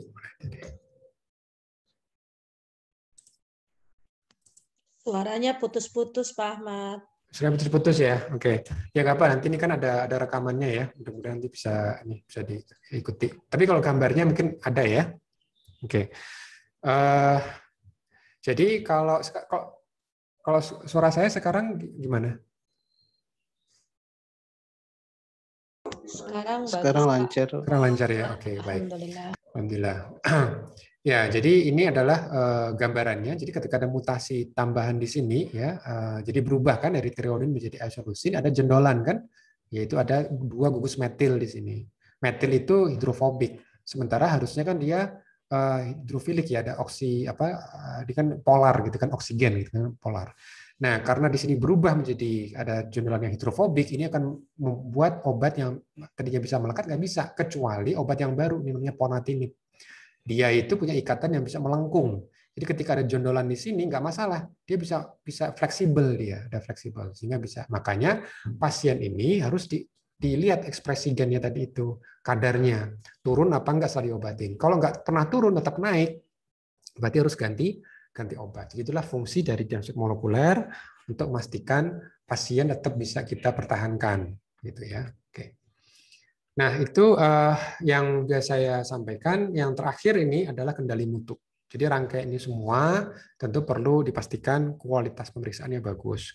Apalagi sekarang kan pasien juga cerewet ya. Udah bayar mahal nih dok, gitu kan. Hasilnya bisa dipercaya nggak? Atau yang biasanya sering dilakukan itu adalah mereka shopping. Jadi pasien-pasien yang dari Singapura tuh biasanya tuh, yang berobatnya ke Singapura. Lalu mereka bandingin nih, ini diagnosa di Jakarta kok beda sama yang di Singapura gitu kan. Terus akhirnya mempertanyakan kompetensi dokter Indonesia gitu kan. Nah, makanya di sini penting memang untuk melakukan tes semua itu punya protokol yang jelas. Supaya kalau nanti pasien itu keluar negeri kemanapun, mereka juga pede dengan hasil dari Indonesia. Jadi saya mungkin mau cerita yang kendali mutu ya. Nah, inilah contoh lab yang nggak bagus, berantakan. Tapi ini memang umum kalau di lab akademik memang. Ya kalau lab yang sifatnya di kampus gitu ya, yang banyak mahasiswa S2, S3, ya emang seperti ini biasanya. Nah ini nggak bagus, jangan ditiru. Jadi poin gambar ini jangan ditiru. Tapi kalau lab layanan nggak boleh seperti ini, ya berantakan seperti ini. Apa kan bahaya? Ini sampel pasien bisa ketukar, bisa hilang. Mana tadi sampel pasien nyonya A gitu kan? Jangan-jangan ketelisut di mana gitu kan? Nggak boleh ya. Nah, kalau kita bicara kualitas, kita harus pastikan ya tekniknya sudah divalidasi, ya kita yakin dengan sensitivitas spesifisitasnya dan hasilnya juga cocok dengan di benchmark internasional. Lalu kita lihat dari sampelnya, mulai dari analitik, ya analitik dan post analitik. Jadi kualitas sampel di awal juga harus bagus, dia ngambilnya harus benar, terus nyimpennya juga harus benar. Jangan sampai nyimpennya abal-abal, ternyata busuk ketika mau diperiksa karena kulkasnya mati. Nah, misalnya seperti itu. Atau fiksasinya nggak bagus kualitasnya, ya sehingga jaringannya nggak matang. Kan itu kan harus difiksasi itu pakai formalin gitu kan. Nah, formalinnya juga harus buffer supaya matang betul. Karena kalau dia nggak matang jaringannya, nanti susah nanti kita akan melakukan proses berikutnya. Terus itu analitiknya, bagaimana kita mengkalibrasi alat, gitu kan, tesnya seperti apa. Lalu pas analitik nanti interpretasinya gimana. Ya, karena nanti dokter berikutnya kan akan mengambil data ini untuk ditindaklanjuti terapinya apa gitu. Jadi rangkaian ini rangkaian kendali mutu yang harus betul-betul dijaga. Nah, jadi memang ada sedikit perbedaan istilah antara kendali mutu, quality assurance ya, dan juga quality control. Ya, memang sebetulnya ada perbedaan sedikit. Kalau quality control itu adalah di teknis regensianya misalnya yang dipakai. Ya, dan juga hasilnya, luarannya itu jelas apa enggak. Tapi kalau quality assurance lebih luas lagi, ya dia melihat proses secara keseluruhan, mulai dari sampel masuk, alurnya siapa yang mencatat, gitu kan, terus nanti sampai dia keluar, gitu kan, itu rangkaian yang secara keseluruhan. Tapi kalau quality control itu yang per tahapannya. Jadi sedikit agak teknis perbedaannya. Dan tentu manusianya juga harus terlatih, gitu ya. Nah itu tantangan di Indonesia waktu saya berusaha membuat lab molekuler di Indonesia, itu adalah orangnya, ya orangnya ini siapa. Nah, alhamdulillah waktu itu kita punya anak-anak S1, ya. Dan anak-anak S1 itu mereka belum pernah kan ngerjain sampel pasien, tapi mereka bisa PCR. Nah, berarti saya harus mengupgrade mereka bagaimana menghandle spesimen dari manusia. Tapi kalau begitu mereka sudah diisolasi DNA-nya atau RNA-nya, itu mudah, gitu ya. Jadi orangnya memang harus dijaga. Parameternya ini banyak hal yang kita lihat juga, gitu ya, dari sisi sensitivity, specificity. Jadi jangan sampai ada false negatif atau false positif. Nah, ini adalah gambaran yang kita lakukan, ya. Jadi waktu ada berita bahwa tes kanker paru ini penting karena ada obatnya ya, namanya gefitinib. Nah, itu perusahaan obatnya itu nyari-nyari di Indonesia siapa yang bisa mengerjakan ini. Dan BPOM juga waktu itu memberikan kondisi ke perusahaan obat. Obat kamu boleh beredar di Indonesia kalau kamu bisa menemukan laboratorium yang bisa melakukan ini, tes mutasi EGFR. Gitu. Jadi sebelum mereka menemukan lab kami, itu dokter itu menggunakan cara lama, yaitu hanya berdasarkan tipe jaringan itu adenokarsinoma, lalu dari seksnya yaitu wanita, dan riwayat merokok, itu aja. Padahal itu masih bisa false negatif, gitu kan? Tidak semua dengan kondisi tadi itu bisa mendapatkan manfaat dari obat, karena yang dicari oleh obat itu ada yang mutasi. Nah, karena di Indonesia itu seperti kita ketahui reagensia mahal, kita nggak beli kit. Jadi lab saya dulu tidak beli kit. Kita desain sendiri. Makanya disebut dengan lab developed test, namanya homebrew test. Jadi kita brewing sendiri, ya. Jadi kita bikin merakit sendirilah gitu. Tapi alhamdulillah kita bisa. Dan itu sampelnya dari sitologi lagi. Karena kanker paru itu kan letaknya di dalam. Jadi ngambil itu setengah mati. Apalagi itu kan risiko ya, kita misalnya ngambilnya itu nusuk jarumnya itu nggak pas kan, paru itu kan kayak balon kan, bisa ya masalah gitu kan, dikompresi misalnya. Nah makanya tantangannya susah. Nah, yang sering banyak dilakukan oleh dokter paru mengambil sitologinya, brushingnya, ya dari bronchoalveolar lavage gitu misalnya, itu banyak banget sampel itu. Tapi jarang mendapatkan, apalagi operasi setengah mati. Tapi kalau kanker kolorektal, kanker payudara, itu mah gede-gede sampelnya itu gampang banget. Tapi kalau untuk ini agak susah. Nah, tapi kita lakukan. Dan kita betul-betul kita berusaha memastikan teknik kita itu spesifik dan sensitif. Jadi kita juga gunakan kontrol ya dari sampel yang diketahui dia positif atau negatif. Jadi misalnya inilah gambaran di paper kita menggunakan linisel yaitu HCT116 dan 1975. Tujuannya apa? Karena linisel galur sel ini diketahui ini tidak punya mutasi EGFR, ini yang punya mutasi EGFR. Gitu. Lalu kita konfirmasi juga dengan sequencing. Kita sekuen itu galur sel ini betul nggak dia bawa mutasi.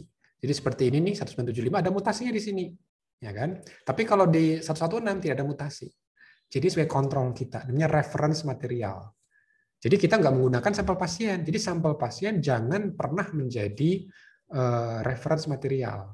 Ya, karena apa? Karena kan kita nggak tahu true value si pasien ini. Nanti kalau ini kita sudah punya, baru kita akan cek sampel pasien. Dan kita juga harus bandingkan datanya ya dengan orang lain. Jadi misalnya nih spesimennya itu bisa nggak? Jadi waktu itu ya di 2009-2010 dokter paru itu ragu untuk kirim ke laboratorium kami karena di luar negeri kan sampelnya gede-gede karena jagolah entah gimana mereka tuh bisa ngambil dari operasi atau mereka bisa ngambil banyak gitu kan. Tapi di Indonesia tantangannya susah dan akhirnya diakui juga sih kanker paru itu nggak, kalau kita hanya fokus dari hasil operasi itu sedikit nanti yang bisa mendapatkan manfaat, hanya sedikit pasien. Tapi kalau kita menggunakan sitologi itu lebih banyak. Gitu kan. Cuma pertanyaannya, nanti prevalensi mutasinya sama nggak? Gitu kan. Nah, makanya kalau kita lihat di Asia itu biasanya mutasi EGFR itu sekitar 40% nih, yang seperti ini. Kalau di Kaukasia, orang asing yang bule, itu mutasi cuma sekitar 20% misalnya. Gitu. Jarang, 12% gitu kan, lebih sedikit. Gitu kan. Nah, hasil kita seperti apa? Hasil kita ternyata mirip. Gitu ya, kita mirip dengan yang ada di luar negeri. Sehingga dari data ini menunjukkan bahwa masuk juga ya. Oke, data ini menunjukkan bahwa ada kemiripan dengan data di luar negeri. Itu penting untuk benchmark. Oke.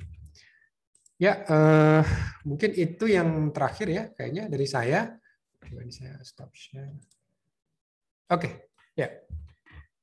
Jadi mohon maaf ini banyak kendali karena kan internetnya lagi bermasalah ini ya. Jadi mohon maaf sekali lagi. Jadi mudah-mudahan rekamannya akan lebih mudah dipahami karena ini kan saya juga rekamkan juga.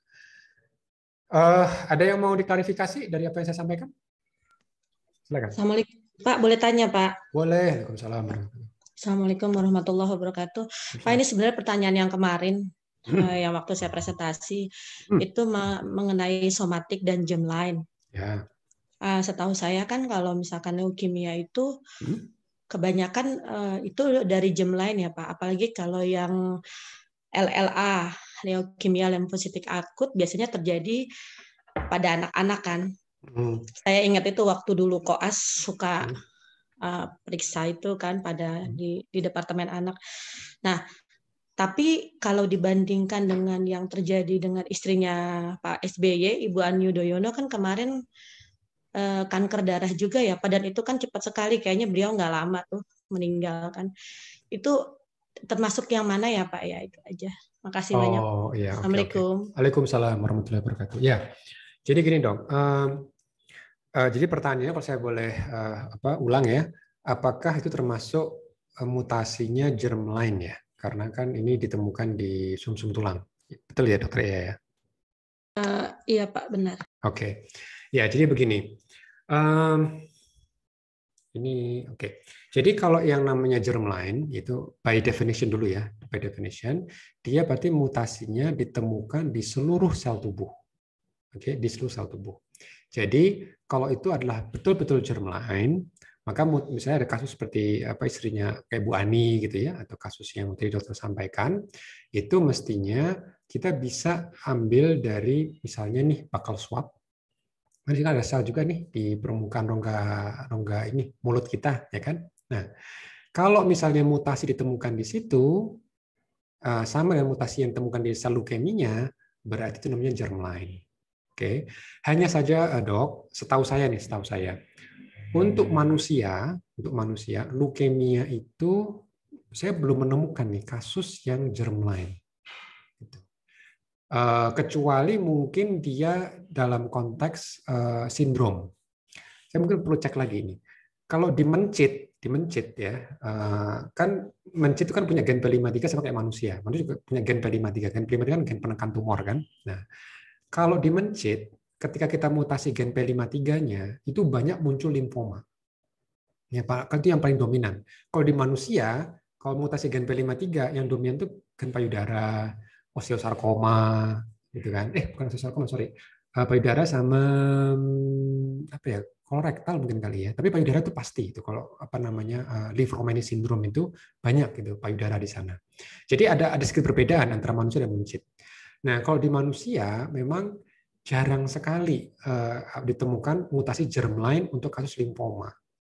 Jadi kalau misalnya ditemukan di sumsum tulang itu bukan indikasi dia mutasi germline, Dok. Karena apa? Karena ketika manusia berkembang dari embrio ya, dari sel sperma ke sel ovum ya, itu kan nanti dia berkembang menjadi banyak sekali sel. Salah satunya menjadi sel ke arah eritropoietik misalnya gitu kan, ke arah pengembangan sel darah gitu kan, atau myeloid misalnya gitu. Nah, mutasinya itu kejadiannya bukan ketika di awal, ketika sperma ketemu sama si ovum. Karena mutasi germline itu artinya mutasi dibawa oleh salah satu, entah spermanya atau entah dari si ovumnya gitu. Itu namanya true germline. Gitu kan. Tapi kalau misalnya ketika dia masih awalnya sama-sama sehat nih, spermanya sehat nggak ada mutasi, ovumnya sehat nggak ada mutasi, ketemu. Nah, tergantung nanti. Ketika nanti mutasi kejadiannya pada embrio yang keberapa?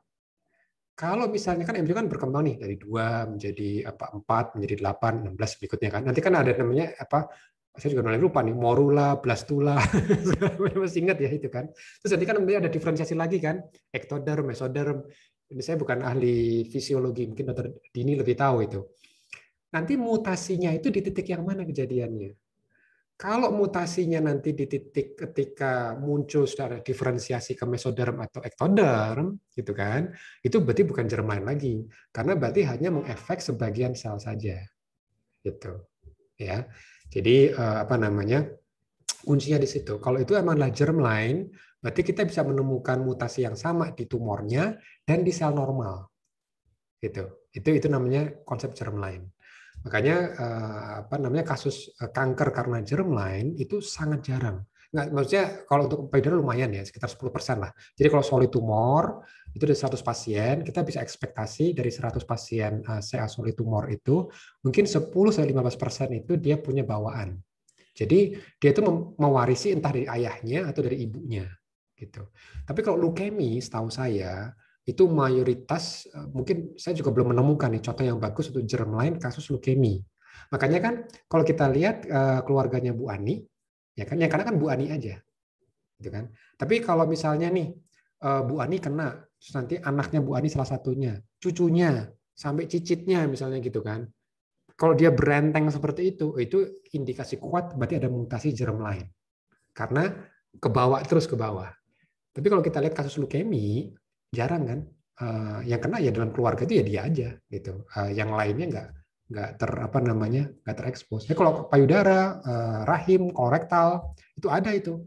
Jadi wanitanya kena kanker rahim, yang laki-laki kena kanker kolorektal misalnya. Nah itu namanya Lynch syndrome. Saya nggak bahas tadi di sini, tapi itu salah satu contoh ketika mengenali efek germline. Tapi kalau limfoma memang leukemia gitu ya secara umum itu unik karena apa? Kejadiannya pada anak-anak memang. Kejadian bisa pada anak-anak dan itu di sumsum tulang kan masalahnya kan. Tapi mutasinya terjadinya bukan di awal banget, itu udah agak akhir. Jadi ketika organ mulai diferensiasi, lineage-nya mulai agak berbeda di situ.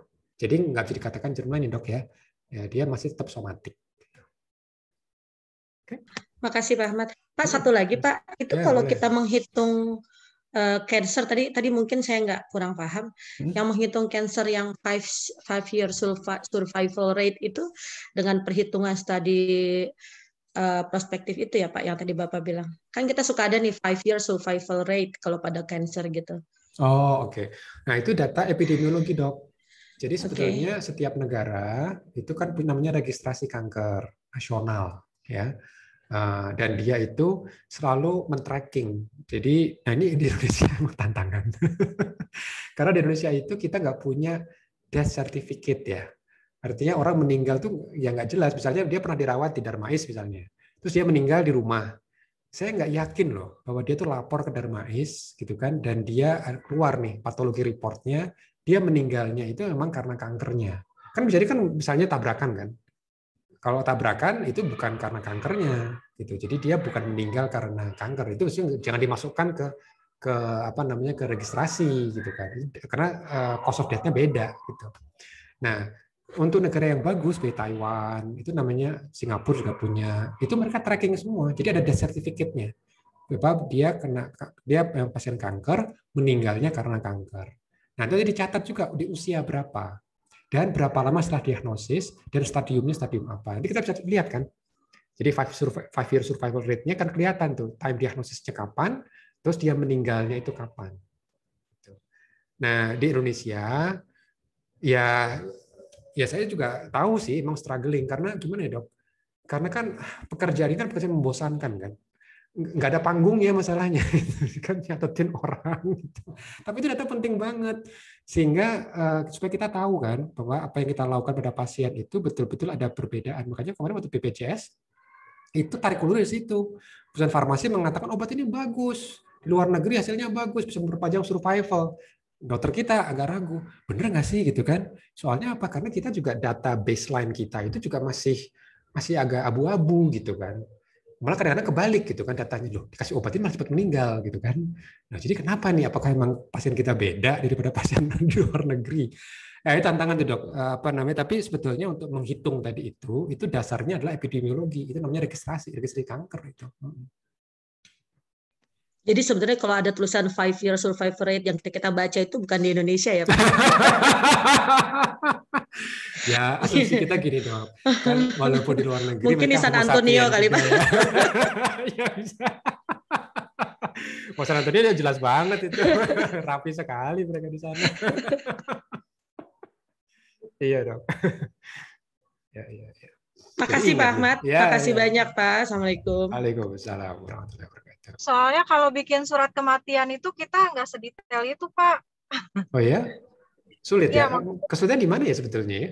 Maksudnya secara garis besarnya aja, karena kematiannya karena apa gitu. Biasanya kan misalnya karena pernafasan atau mati batang otak gitu, nggak spesifik sampai dirunut historinya. Kita kalau bikin sertifikat kematian itu kalau di rumah sakit. Ya. Soalnya kemarin itu saya kan meneliti kanker kolorektal tuh di Darmais gitu kan. Ada pasien-pasien yang punya genetiknya mutasi gitu kan, dari tumornya, somatic mutation gitu. Lalu kok kayaknya beda nih antara pasien tua sama pasien muda profilnya. Lalu saya tanya, pasien-pasien ini itu meninggalnya kapan aja? Itu rumit loh dok. mereka tuh harus telepon ke keluarganya gitu ya. Dan ketika keluarganya telepon belum tentu mau jawab. Ngapain nanya-nanya gitu. Padahal kan kita juga harus tahu gitu kan. Karena untuk mengkorelasikan tujuannya apa. Nanti kalau ada pasien baru punya mutasi yang sama, kita jadi bisa punya gambaran, oh kalau mutasi ini bahaya loh. Karena biasanya yang bawa mutasi ini meninggalnya lebih cepat daripada yang lain. Kan gitu kan. Nah, tapi ya itu kayak cabut gigi itu mendapatkan data itu. Karena belum otomatis kayaknya. Kalau di Taiwan tuh otomatis itu. Kalau kematian langsung dilaporkan, diregistrasi gitu. Dilaporkan, cuman tidak sedetail itu, Pak. Oh gitu ya. Oke, Dan itu secara garis besarnya aja, tidak sespesifik itu gitu. Kendalanya itu kali ya, kita juga nggak punya yang kayak orang yang survei epidemiologi kayak gitu kan nggak ada ya. Ya, padahal harusnya ada tuh ya. Mungkin gitu. Protap mungkin protap ke depannya, karena kan kita mungkin belum ada protap yang sedemikian rupa. Seharusnya sebenarnya setiap rumah sakit sudah mulai dibuat protap seperti itu supaya kita bisa mengikuti negara-negara lain. Tapi sebenarnya nggak cuma hal ini aja sih Pak Ahmad ya, yang kita masih banyak ketinggalannya dan masih banyak harus dibenahi dari bidang kesehatan. Makanya salah satunya kenapa orang Indonesia sendiri itu banyak pada wisata medis ke luar negeri ya. Contohnya aja seperti di negara tetangga kita, di Penang ya, di Malaysia, kemudian di Singapura. Itu kan mereka rasa-rasanya wisata medis gitu. Kadang tidak sakit, bahkan cuman check up medis aja. Kemudian mereka sampai harus nyebrang gitu loh ke negara sana. Nah ini ada apa gitu kan di Indonesia? Kenapa nggak mereka check up aja di Indonesia? Padahal kan mereka harus mengeluarkan kocek yang buat tiket pesawatnya, buat hotel dan lain sebagainya, udah di luar daripada check up-nya itu sendiri. Nah ini mesti kita benahin sebenarnya ini di Indonesia. Jadi salah satunya mungkin tadi kita lagi membicarakan tentang kenapa kita ini nggak seperti merunut membuat suatu deteksi suatu penyakit mulai dari endingnya kematian dari awalnya seperti apa kita tidak tuliskan di atas kertas. Nah itu diantara lainnya adalah demikian juga sehingga akhirnya orang-orang yang cukup mengerti dan cukup pintar akhirnya lebih memilih ketidakpuasannya di negara kita jadi lebih pilih keluar gitu. Banyak yang mesti dibenahin sepertinya. Dokter Bunga, Dr. Ahmad mungkin ada masukan. Kebetulan saya sedang berkumpul dengan teman-teman peneliti juga. Mungkin Pak Ahmad kenal Dr. Reza, Dr. Taufik Jamaan. Kita sekarang sedang membentuk grup wisata medis dan sudah dilaporkan ke Bang Sandi. Mungkin dalam waktu dekat insya Allah mudah-mudahan kita akan mengembangkan herbal Indonesia gitu loh untuk menarik wisatawan untuk berobat ke sini gitu loh. Jadi makanya dari kita ini nih yang lulusan YARSI S2 mudah-mudahan bisa berkontribusi dalam program wisata medis untuk Indonesia. Amin. Itu aja sih Pak Ahmad masukan yang terbaru. Terima kasih Pak. Ya sama-sama. Ya memang kalau kita lihat, silakan. Maaf Pak, izin bertanya. Itu untuk yang tadi Pak, yang Barca itu yang BRCA. Nah kita untuk membedakan antara yang somatik dengan germline itu, apakah hanya dengan rapid PCR? RT itu rapid ya Pak maksudnya Pak ya? RT PCR. Kalau RT itu real time, yang konteksnya real time PCR. Oke. Yeah. Apakah hanya dengan real time PCR dan NCBI itu atau ada pakai apa Pak untuk mengetahui data-data yang tadi Bapak bilang, misalnya kita untuk retrospektifnya, terus untuk yang prospektifnya ke depan gitu Pak metodenya. Oke. Ya, jadi kalau untuk membedakan ya, konsep membedakannya dulu, itu dari jenis sampelnya. Jadi kalau kita tahu nih mutasinya germline, kita pengen tahu mutasi germline. Kalau mutasi germline itu kan dampaknya ke anak-anaknya kan. Kalau mutasi germline positif, itu anak-anaknya ya gimana ya, perlu tahu ya. Walaupun kita juga tahu harus pada umur tertentu. Jadi ketika dia sudah 17 tahun ke atas, baru kasih tahu hasilnya. Tapi kalau mutasi somatik itu sampelnya kan berbeda. Jadi kalau mutasi germline sampelnya bisa dari leukosit, dari darah tepi, sel darah putih ya. Tapi kalau mutasinya somatik itu berarti kita harus ambil tumornya, jaringan tumornya yang harus kita ambil. Gitu. Karena apa? Karena kalau kita ambil dari darahnya tidak akan ketemu. Gitu. Jadi itu dari sisi sumber sampelnya dulu. Gitu. Nah, sementara teknis untuk mendeteksi mutasi memang basisnya adalah PCR. Nah, PCR itu macam-macam dok ininya. Kalau yang sekarang orang sudah menggunakan apa yang disebut dengan NGS (Next Gen Sequencing). Jadi teknik yang sama untuk varian COVID. Ini kan ada konsorsium kan di Indonesia kan untuk deteksi varian COVID itu pakainya NGS itu. Jadi satu mesin itu dia bisa baca gen yang panjang-panjang itu dalam kurun yang relatif singkat gitu. Kalau zaman dulu waktu kita itu kan satu sampel itu bisa lama tuh ngerjainnya. Saya ingat untuk BRCA1 BRCA2 itu teman saya itu dia itu bisa hampir 2 minggu itu menyelesaikan sequencing 2 gen ini. Tapi sekarang kita bisa sequencing 60 gen 60 pasien gen BRCA1 BRCA2 kurang dari 5 hari gitu dengan menggunakan mesin ini. Itu apa ya Pak? Yang sequencing itu kemarin ada jurnal yang saya baca itu nggak ngerti, saya nggak paham yang Bapak kasih itu. Okay. Belum ada bayangan tuh pemeriksaannya seperti apa Pak? Oh ya. Ya kemungkinan besar kalau yang saya berikan itu masih pakai Sanger sequencing dok. Jadi itu gambarannya yang ada. Mungkin saya ini ya, saya coba tunjukkan hasilnya gitu. Yang tadi ya. Gambarnya itu gimana ya? Mungkin bukan yang ini kan. Sebentar. Ups. Sebentar.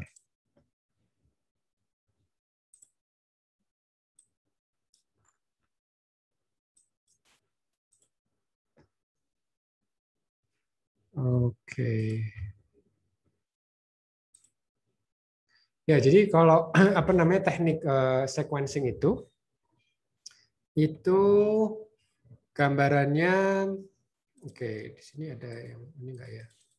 Saya lihat dulu. Itu ada di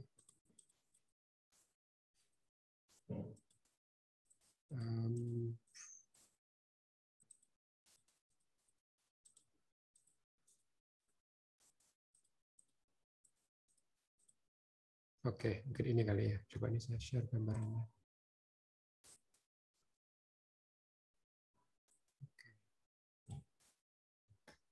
Ya, ini dok. Jadi kalau kelihatan nggak ya?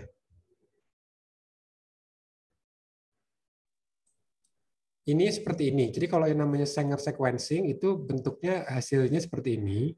Mesin kalau NGS ya, ini mesin NGS yang lama seperti ini. Jadi mesinnya gede.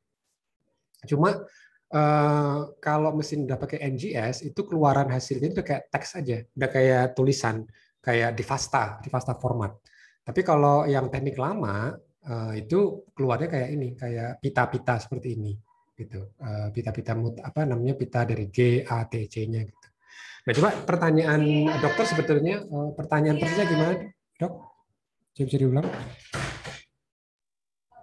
Ya, untuk membedakan itu apakah dari germline atau yang somatik tadi, Pak? Oh, oke. Nah, kalau untuk membedakan germline sama somatik itu tidak tergantung oleh mesinnya. Itu tergantung dari sampel yang digunakan. Maka kita harus lihat dari jurnal tadi itu sampel yang mereka gunakan apa? Sampel darah atau sampel dari tumor, gitu.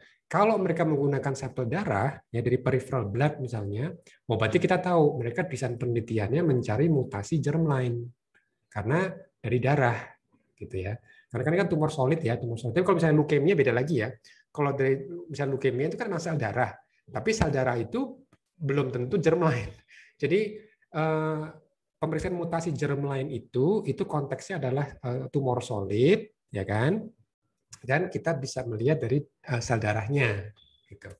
Jadi nanti lihat lagi dok dari jurnal itu. Mereka menggunakan, mesti ingat nggak sampel yang digunakan sampel apa? Sumber sampelnya, spesimennya. Untuk mencari retrospektifnya mereka itu memakai limfosit. Nah untuk yang prospektifnya, nah itu saya kurang jelas tuh di jurnal itu diceritakan. Oke. Jadi berarti kalau mereka menggunakan limfosit untuk retrospektif, ya itu berarti mereka mencari mutasi germline. Karena kan kalau nggak salah artikel itu tentang solid tumor kan? Betul nggak?